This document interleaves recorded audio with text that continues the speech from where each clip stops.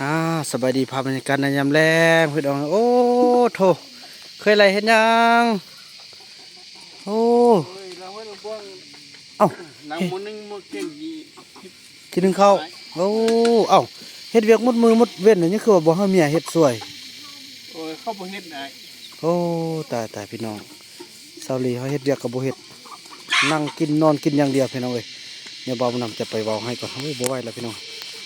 ไอ้ไปเว้าเฮาบ่เครียดติเนาะ โอ้บ่เก็ดได้อย่าเครียดเด้อไอ้ไปเว้าก่อนบ่ไหวเด้น้องเอ้ยนั่นนี่เนาะบางทีก็สิช่วยกันเดี๋ยวไปใส่ละมุดมือเลยพี่น้องบ่เฮ็ดหยังเลยขี้คร้านหนูไปใส่ละอีหลีอีหลีไปใส่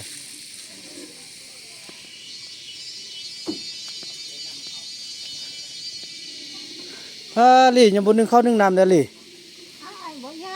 เอ้าบ่ยันนอกเฮ็ดเพื่อผู้อื่นเด้อพวกเพิ่นก็เลยเฮ็ดเวียกให้ตัวเองมุดมือนอนนั่งลิ้นโทรศัพท์อยู่บ่เฮ็ดเวียกเฮ็ดเอาได้เทศกับอีนี่ละยักษ์ยากแล้วน้องอย่าบ่เฮ็ดเพื่อพวกเด้พวกก็เลยเฮ็ดเวียกมุดมือตัวเองข้างนึงเป็นเขากันนึงโอ้น้องสาวนึ่งเขาบ่เป็น โอ้ยอย่าไปตัวเถอะ บ่ซื้อเขาก็บ่เป็นล้างถ้วยก็บ่เป็นอ้าย โอ้สักตัวอีกแล้ว โตต้มแกงก็บ่เป็นอ้าย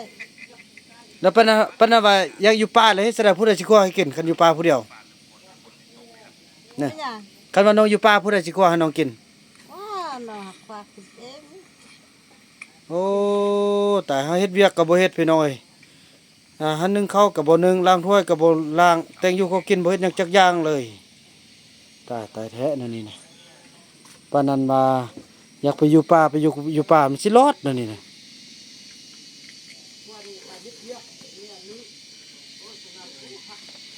เนี่ยไอ้คุณก็จะว่าพวกเฮ็ดเวียกเนี่ยเฮือนน่ะบ่กวดเฮือนก็ซ่านก็บ่กวดอยู่ละแม่เฮือนน่ะก็บ่กวดอนามัยเด้อโอ้มาเอากวดแม่มันเปื้อนนี่น่ะในมื้อนี้น่ะสร้างเพิ่นมาแป้งเนาะแป้งใส่อันนี้น่ะพี่น้องเอ้ยเนาะแป้งใส่ไรก่อนใส่หยังหมดแล้วแล้วละบัดนี้เอาอยู่กวดมากวดไว้น้องเอ้ยตายเฮือนอ้วยก็กวดเลยโอ้นอนหมดมืออยากกินข้าวเลยลุกมากินแล้วบ่น่าอายเด้อคนเฮาก็ได้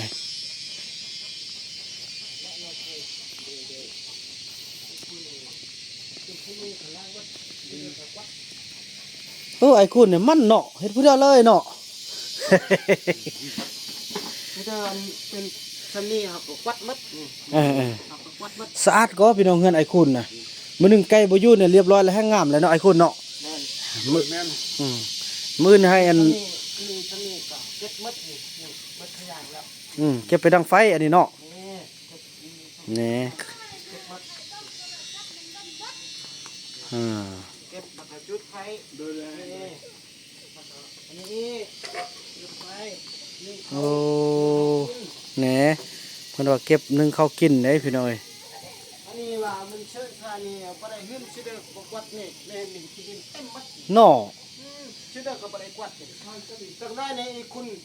งาม เออสุดยอด คุณหลอกคุณงามเก่ง เนาะแม่นแท้ก็ บ่งวยแล้ว หึ อายแล้วบัดติด นอนถึงหั่นน่ะ อายจิติดน้ำหั่นเอาจิล่าง บัดนั้นไอ้ดึงน้ำขึ้นเด้อน้ำขึ้นโดยครับ เก่งไอ้คุณพี่น้องเอ้ยยอมเลย ที่แพทย์คือกันโอ้ยมัด เนาะ จักเลยก็ทุบเอาบ่ทุกเอาล่าง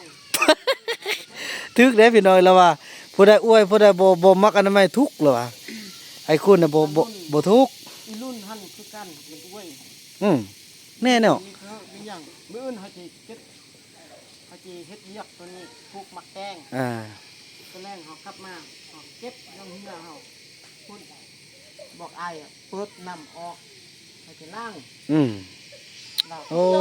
สุดยอดพี่น้องเอ้ยไอ้คุณสุดยอดขอบใจเด้อน้องเด้อ โดย โอ้เฮือนไอ้คุณสะอาดเด้อพี่น้องบ่มีขี้เหงื่อแล้วได้พอเราจัดอันซุปยาแบนอันใส่เฮือนเราก็ยังด่า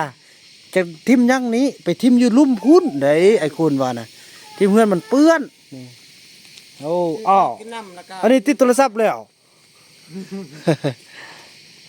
โอ้ไอ้คุณเก่งเลยพี่น้องเอ้ยขอบใจเด้อไอ้คุณเด้อสลัดไล่พี่น้องเอ้ยสลัดไล่ครับผมครับผมขอบใจโอ้มื้อนี้พากันเฮ็ดเวียกหมดมือพี่น้องเอ้ยเนาะ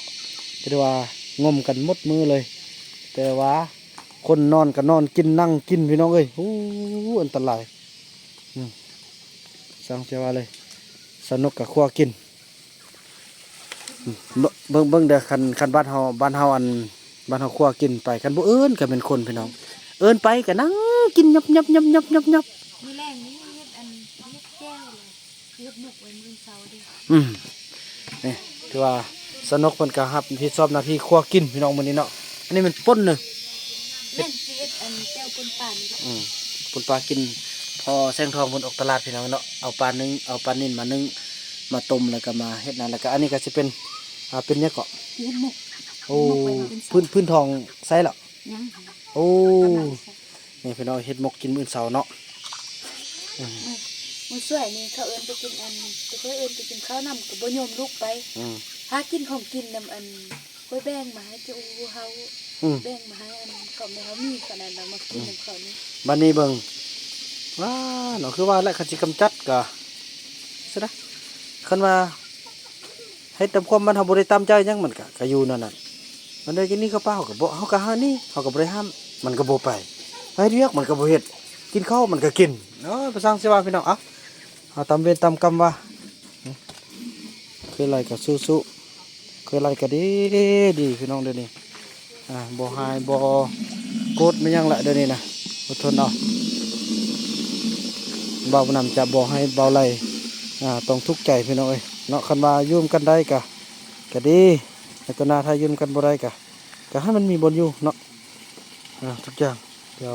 จัดการทุกอย่างก็ให้มันก็จะให้มันได้อยู่หั่นล่ะอดทนเอาเด้อตัวเองมีเมียมันอดเอานั่นแหละอยากได้เมียงามเขาว่าน่ะโอ้ยอมเลยเนาะ นำกับตัวกับบอบ โอ้ย มือบอบเพื่อ มื้อนี้ก็บ่อาบ ดีไปห้านคำนอนอยู่บอก บ่หาบอกเลย บอกอับก็บอบกันละเต้ เดี๋ยวจะไปบอกมันเครียด คันน้องบอกอะไรเครียดครับ เพิ่นคนเหงานั่นแหละคนเหงาเพิ่นคนจ้าเขาบอกเลยเครียดก็เขาว่าจาน่ะเครียดได้หู้ได้ทั้งจ้าทั้งขี้คร้านทั้งเสื้อพี่น้องเอ้ยนั่นแหละบ่สั่งสีว่าเลยพี่น้องเอ้ย มีได้กินเลยกับนอน เนาะสู้ๆน้องเอ้ยน้องบ่ต้องห่วงว่าไอ้สิบอกให้น้องจังซั่นสิเดี๋ยวนี้น้องดีละดีทุกอย่างแล้วน้องน่ะมันผิดนำคนอายซื่อละเดี๋ยวนี้น่ะแต่กี้ก็ฮู้ว่าน้องผิดเดี๋ยวนี้น้องบ่ผิดละน้องทึกทุกอย่างแต่เป็นคนอาย พอยยอมเลย แต่วันนี้น้องดีแล้วทุกอย่างโอเคละน้องบ่ต้องยานถ้าสมมุติว่ามีหยังข้างหน้าน่ะไอจะบ่ให้น้องแบบต้องแบบจังได๋วะ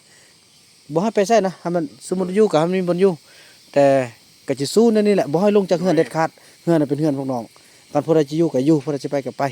ไอ้บ่ว่าหยังเพราะว่าสร้างมาเพื่อพวกน้องละน้องเป็นคนที่ว่าสู้ชีวิตมาอยู่กับซาวลีสมมุติว่ากรณีฮักซาวลีบ่มักเนาะซาวลีเฮาอยากไปไอ้เฮาไปเลยไอ้ก็บ่ห้ามอีกเห็นบ่ไอ้เว้านะไอ้ก็บ่เคยห้ามว่าน้องต้องอยู่อันนี้เพื่อของน้องแต่กี้ไอ้เฮ็ดแท้เดี๋ยวนี้ไอ้บ่เว้าละเพราะว่าน้องตัดสินใจมาอยู่นำซาวลี